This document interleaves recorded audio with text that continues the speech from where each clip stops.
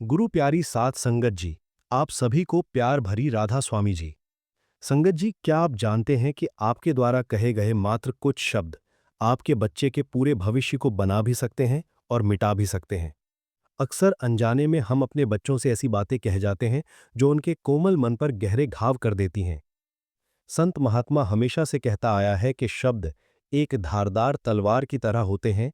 अगर सही से इस्तेमाल ना हो तो ये मन को छलनी कर सकते हैं। आज के इस विशेष वीडियो में हम संतों के उन सिद्धांतों को समझेंगे जो बताते हैं कि वे कौन सी 7 बातें हैं जो एक माता-पिता को भूलकर भी अपने बच्चों से नहीं कहनी चाहिए। अगर आप अपने बच्चे को एक आत्मविश्वासी, शांत और सफल इंसान बनाना चाहते हैं, तो ये वीडियो आपके जीवन का सबसे महत्वपूर्ण निवेश साबित होगा। आगे बढ़ने से पहले, अगर आप भी अपने जीवन में मन की शांति और ज्ञान को उतारना चाहते हैं, तो हमारे राधा स्वामी शब्द चैनल को अभी सब्सक्राइब करें और बेल आइकन दबाएं ताकि ज्ञान की ये यात्रा कभी ना रुके। चलिए, वाणी की शक्ति और पहले 3 निषेध।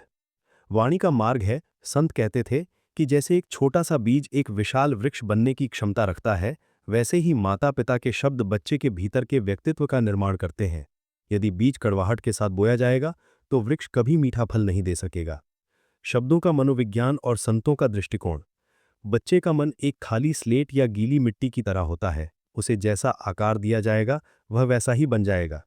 जब हम बच्चों से कुछ कहते हैं तो वे केवल शब्दों को नहीं सुनते, वे उन भावनाओं को अपने भीतर गहराई से उतार लेते हैं। संत महात्माओं ने सिखाया कि हमारे विचार ही हमारे अस्तित्व का निर्माण करते हैं। यदि माता पिता बच्चों के मन में नकारात्मक विचार डालेंगे तो बच्चे का पूरा जीवन उन विचारों के बोझ तले दब जाएगा। आइए जानते हैं वे पहली 3 बातें जो बच्चों के भविष्य को नष्ट कर सकती हैं। पहली बात, तुलना करना। तुम उसके जैसे क्यों नहीं हो? संत महात्माओं की शिक्षाओं में अद्वितीयता का बड़ा महत्व है। संत कहते थे कि संसार का हर प्राणी अपने आप में पूर्ण है। जब एक माता पिता अपने बच्चे की तुलना किसी दूसरे बच्चे, भाई बहन या पड़ोसी से करते हैं, तो वे अनजाने में बच्चे के भीतर ईर्ष्या और हीन भावना का जहर घोल रहे होते हैं। तुलना करने का अर्थ है बच्चे को ये बताना कि वो पर्याप्त नहीं है। संतों का एक प्रसिद्ध प्रसंग है जिसमें वे कहते हैं कि सूरज और चांद दोनों अपने अपने समय पर चमकते हैं, कोई किसी से छोटा या बड़ा नहीं है। उदाहरण मान लीजिए, एक बच्चा चित्रकारी में बहुत अच्छा है लेकिन गणित में कमजोर है। अगर माता पिता कहें, देखो तुम्हारे दोस्त के गणित में कितने अच्छे अंक आए हैं, तुम क्यों ऐसे हो, तो बच्चा गणित सीखने के बजाय खुद से नफरत करने लगेगा। उसे लगेगा कि उसके माता पिता उसे वैसा प्यार नहीं करते जैसा वो है। संत मत के अनुसार ये बच्चे के भीतर के स्वस्थ विकास को रोक देता है। माता पिता को ये समझना चाहिए कि हर बच्चा अपनी गति से सीखता है। तुलना करना बच्चे के आत्मविश्वास की हत्या करने जैसा है। दूसरी बात, नकारात्मक लेबल लगाना। तुम तो मूर्ख हो या तुमसे कुछ नहीं होगा। संतों ने हमेशा सचेतन रहने की शिक्षा दी। जब हम किसी बच्चे को मूर्ख, नालायक या सुस्त जैसे शब्दों से संबोधित करते हैं, तो हम उसके भविष्य की भविष्यवाणी कर रहे होते हैं। बच्चा इन शब्दों को सच मानने लगता है। संतों के दर्शन में नाम और रूप का बड़ा महत्व है। जो नाम या विशेषण हम किसी को बार बार देते हैं, वो व्यक्ति धीरे धीरे वैसा ही रूप लेने लगता है। यदि आप रोज बच्चे को कहेंगे कि वो लापरवाह है, तो उसका मन इस बात को स्वीकार कर लेगा और वो जिम्मेदारी लेना छोड़ देगा। उदाहरण, एक छोटा बच्चा अगर कांच का गिलास तोड़ देता है और माता पिता चिल्लाते हैं, तुम हमेशा चीजें खराब करते हो, तुम बहुत बेवकूफ हो, तो बच्चा उस गिलास के टूटने के दुख से ज्यादा इस बात से डर जाता है कि वो बेवकूफ है। संत महात्मा कहते थे कि सुधार का मार्ग प्रेम से निकलता है, अपमान से नहीं। यहां सही तरीका यह होता कि उसे समझाया जाए कि अगली बार सावधानी कैसे बरतनी है। शब्दों का यह लेबल बच्चे की मानसिक शक्ति को जकड़ लेता है। तीसरी बात, डर पैदा करने वाली धमकियां। अगर तुमने ये नहीं किया तो मैं तुम्हें छोड़ दूंगा। संतों का पूरा जीवन अभय यानी निर्भयता का संदेश देता है। किसी भी इंसान के विकास के लिए सुरक्षा की भावना सबसे पहली सीढ़ी है। जब माता पिता बच्चे को छोड़ देने, घर से निकाल देने या प्यार ना करने की धमकी देते हैं, तो बच्चे के भीतर एक गहरा मानसिक असुरक्षा का भाव पैदा होता है। संत कहते थे कि भय कभी भी प्रेम या अनुशासन का आधार नहीं हो सकता। डर के कारण किया गया काम केवल एक मजबूरी है, संस्कार नहीं। जब बच्चा डर में जीता है तो उसकी सीखने की क्षमता खत्म हो जाती है। उसके भीतर एक स्थायी चिंता, एंग्जाइटी घर कर लेती है। उदाहरण, अक्सर माता पिता कहते हैं जल्दी चलो नहीं तो मैं तुम्हें यहीं छोड़कर चला जाऊंगा। सुनने में ये छोटी बात लगती है, लेकिन बच्चे के अवचेतन मन में ये डर बैठ जाता है कि उसे कभी भी अकेला छोड़ा जा सकता है। ऐसा बच्चा बड़ा होकर रिश्तों में बहुत असुरक्षित महसूस करता है। वह दूसरों पर भरोसा नहीं कर पाता। संतों के अनुसार अनुशासन प्रेम और समझदारी से आना चाहिए, न कि अस्तित्व को मिटा देने के डर से। माता पिता के लिए संतों का संदेश, हमें यह समझना होगा कि बच्चे का पालन पोषण एक ध्यान मेडिटेशन की तरह है। जैसे ध्यान में हम अपने मन को शांति और धैर्य से देखते हैं, वैसे ही बच्चों के साथ व्यवहार करते समय हमें अपनी वाणी पर नियंत्रण रखना चाहिए।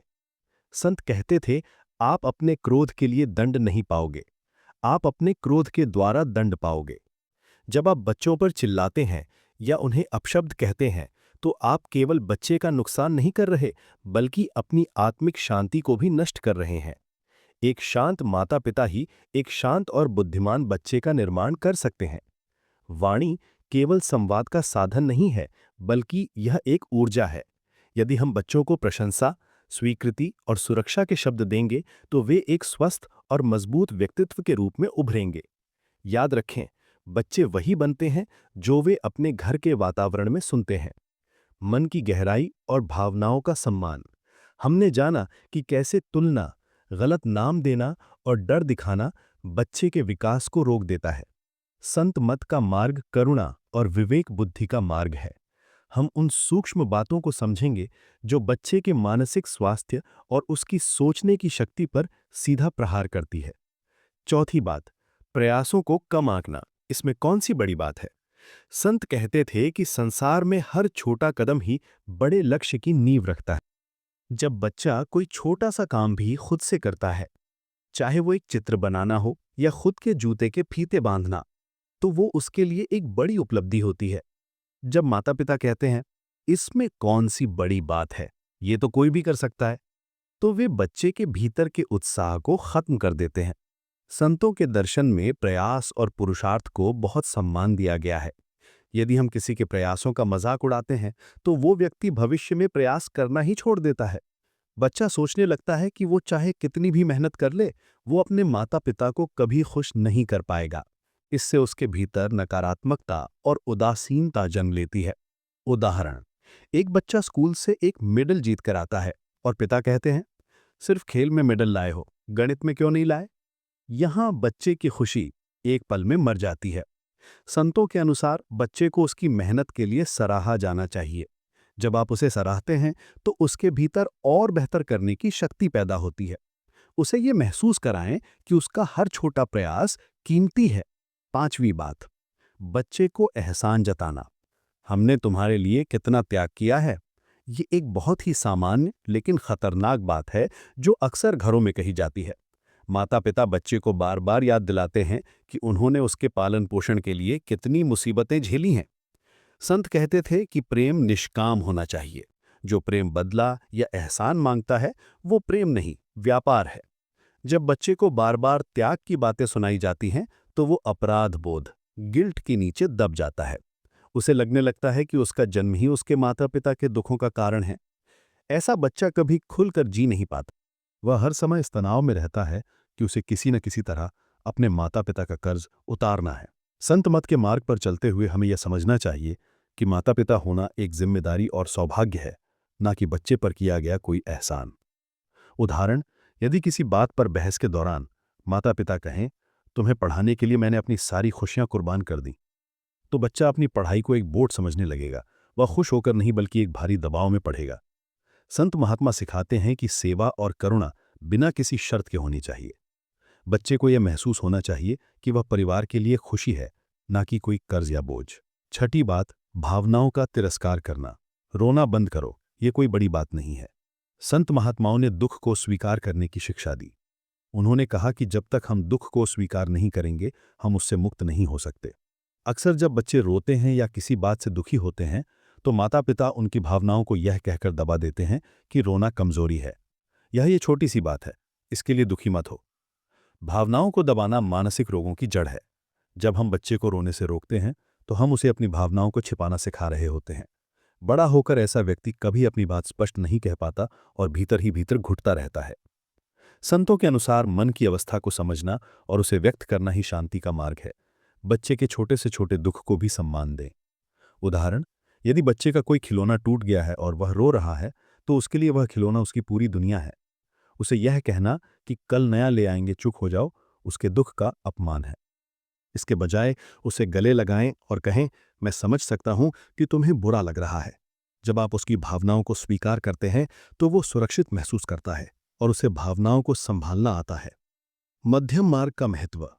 संतों ने हमेशा संतुलन की बात की। बच्चों के पालन पोषण में भी यही नियम लागू होता है। न तो बहुत अधिक सख्ती और न ही बहुत अधिक ढील, लेकिन वाणी के मामले में हमें अहिंसक होना ही पड़ेगा। शब्द अगर घाव करते हैं तो शब्द ही मरहम भी बनते हैं। माता पिता को संतों के करुणा भाव को अपनाना चाहिए। करुणा का अर्थ केवल दया नहीं है, बल्कि सामने वाले की मानसिक अवस्था को महसूस करना है। जब आप अपने बच्चे से बात करें तो खुद से पूछें, क्या मेरे ये शब्द इस बच्चे के मन में शांति पैदा करेंगे या अशांति? बच्चा एक छोटा पौधा है जिसे प्यार की धूप और समझदारी के पानी की जरूरत है। अगर आप उसे कड़वे वचनों की खाद देंगे तो वो कभी भी एक छायादार वृक्ष नहीं बन पाएगा। इस चरण का मुख्य उद्देश्य माता पिता को यह समझाना है कि बच्चे का मन बहुत कोमल होता है। वहां वही बोएं जो आप भविष्य में काटना चाहते हैं। महापुरुष कहते थे, जैसे एक माँ अपने इकलौते बच्चे की रक्षा अपने प्राणों से करती है, वैसे ही हर प्राणी के प्रति अपने भीतर असीम प्रेम और करुणा का विकास करें। यही बात बच्चों पर सबसे पहले लागू होती है। पूर्णता का मोह और संतों का संतुलन। हमने 6 ऐसी बातों को समझा जो बच्चों के मानसिक और भावनात्मक विकास की नींव हिला देती हैं। अब हम 7वीं सबसे घातक बात और संतों के उन अंतिम सूत्रों की चर्चा करेंगे जो एक परिवार को शांति के केंद्र में बदल सकते हैं। संतमत का मार्ग जागरूकता का मार्ग है और एक अभिभावक के रूप में हमारी जागरूकता ही बच्चे का भाग्य तय करती है। 7वीं बात, असफलता पर लज्जित करना। तुम कभी सफल नहीं हो सकते। यह 7वीं बात सबसे विनाशकारी है। जब कोई बच्चा किसी परीक्षा, खेल या जीवन की किसी परिस्थिति में असफल होता है तो वह पहले से ही टूटा हुआ महसूस करता है। उस समय यदि माता पिता कहें, तुमसे हमें यही उम्मीद थी या तुम कभी कुछ नहीं कर पाओगे, तो वे बच्चे के भीतर के सीखने के साहस को हमेशा के लिए मार देते हैं। संत महात्माओं ने सिखाया कि परिवर्तन ही संसार का नियम है। आज की असफलता कल की सफलता की पहली सीढ़ी हो सकती है। महापुरुष खुद अपने जीवन में कई बार कठिन परीक्षाओं से गुजरे, लेकिन उन्होंने कभी हार नहीं मानी।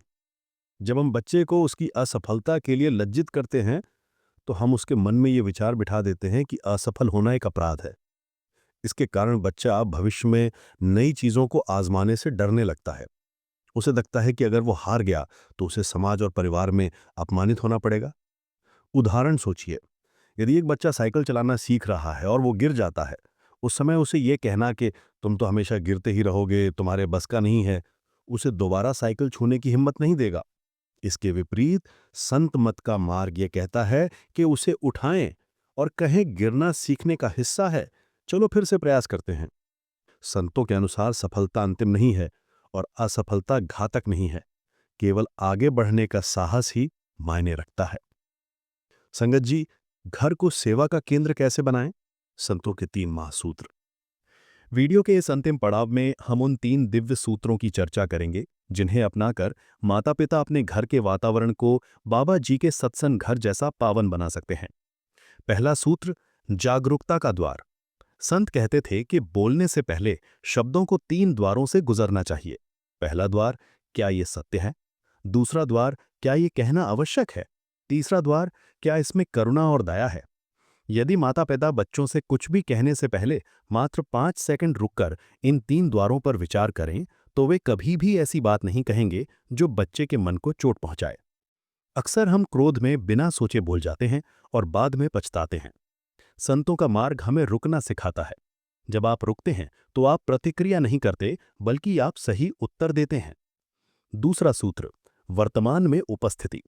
आज के माता पिता बच्चों को खिलौने और सुविधाएं तो देते हैं, लेकिन अपनी उपस्थिति नहीं दे पाते। संतों ने कहा था कि सबसे बड़ा उपहार जो आप किसी को दे सकते हैं वह है आपकी पूर्ण उपस्थिति। जब आप बच्चे के साथ हों तो केवल शरीर से नहीं, मन से भी वहीं रहें। जब बच्चा आपसे अपनी छोटी छोटी बातें साझा करता है तो उसे ध्यान से सुनना ही सच्ची सेवा है।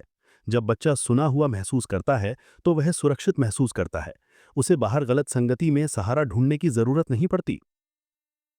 तीसरा सूत्र, प्रेम का बीज। संतों का एक प्रसिद्ध कथन है, जैसे खेत में वैसा ही अनाज उगता है जैसा बीज बोया जाता है। आपके शब्द बीज हैं। यदि आप प्रेम, विश्वास और धैर्य के बीज बोएंगे तो आपका बच्चा एक आत्मविश्वासी और शांत व्यक्ति बनेगा। यदि आप क्रोध, ईर्ष्या और असुरक्षा के बीज बोएंगे तो परिणाम भी वैसा ही होगा। बच्चे उपदेशों से नहीं, आपके आचरण से सीखते हैं। यदि आप चाहते हैं कि आपका बच्चा शांत रहे तो पहले आपको अपने भीतर नाम की कमाई और शांति को खोजना होगा। माता पिता के लिए अंतिम संदेश। संत कहते थे कि मनुष्य का मन एक बाग की तरह है। यदि आप इसमें फूल नहीं उगाएंगे तो इसमें खरपतवार, घास फूस अपने आप उगाएगी। बच्चों का पालन पोषण करना दुनिया का सबसे कठिन लेकिन सबसे पवित्र कार्य है। इसमें किसी विशेष सिद्धि की जरूरत नहीं है, बस थोड़े से धैर्य और करुणा की जरूरत है। आपके बच्चे आपसे पूर्णता नहीं चाहते, वे आपसे केवल स्वीकार्यता चाहते हैं। वे चाहते हैं कि वे जैसे भी हैं, चाहे वे कमजोर हों, शरारती हों या धीमे हों, उन्हें प्रेम मिले। संत मत ने सिखाया है कि प्रेम में ही वो शक्ति है जो किसी भी बिगड़े हुए इंसान को सुधार सकती है। बड़े बड़े पापी भी संतों के प्रेम और करुणा के शब्दों से बदल गए थे। तो आपका बच्चा तो आपके अपने ही अंश का रूप है। जब आप अपने बच्चे से बात करें तो ये याद रखें कि आप एक भविष्य का निर्माण कर रहे हैं। आपके द्वारा कही गई एक सकारात्मक बात उसके जीवन का अंधेरा दूर कर सकती है। उसे कभी ये ना कहें कि वो कुछ नहीं है, बल्कि उसे ये महसूस कराएं कि उसके भीतर असीम संभावनाएं छुपी हैं। मेरे प्यारे सत्संगी भाइयों और बहनों, संतों की ये 7 बातें केवल शिक्षाएं नहीं हैं, ये एक जीवन पद्धति है। यदि हम आज से ही अपनी वाणी को सुधार लें तो हम न केवल अपने बच्चों का भविष्य संवारेंगे, बल्कि खुद को भी एक बेहतर इंसान बनाएंगे। याद रखें, एक सुखी घर वही है जहां शब्दों का प्रयोग घाव भरने के लिए किया जाता है, घाव देने के लिए नहीं। आशा है कि संतों के इन विचारों ने आपके मन के किसी कोने को छुआ होगा। अपने बच्चों को प्रेम दें, उन्हें समय दें और सबसे महत्वपूर्ण, उन्हें संतों जैसा शांत मन दें। इस वीडियो को उन सभी माता पिता के साथ साझा करें जिन्हें आप प्यार करते हैं। बाबा जी की ज्ञान को जन जन तक पहुंचाने में हमारी मदद करें। हमारे साथ जुड़ने के लिए आपका बहुत बहुत धन्यवाद। और संगत जी, अगर आपको ये वीडियो अच्छी लगी है तो कमेंट बॉक्स में अपनी राय जरूर दें। अब हम आपसे लेते हैं विदा। अगली वीडियो में फिर मिलेंगे एक नए ज्ञान के साथ। तब तक के लिए राधा स्वामी जी।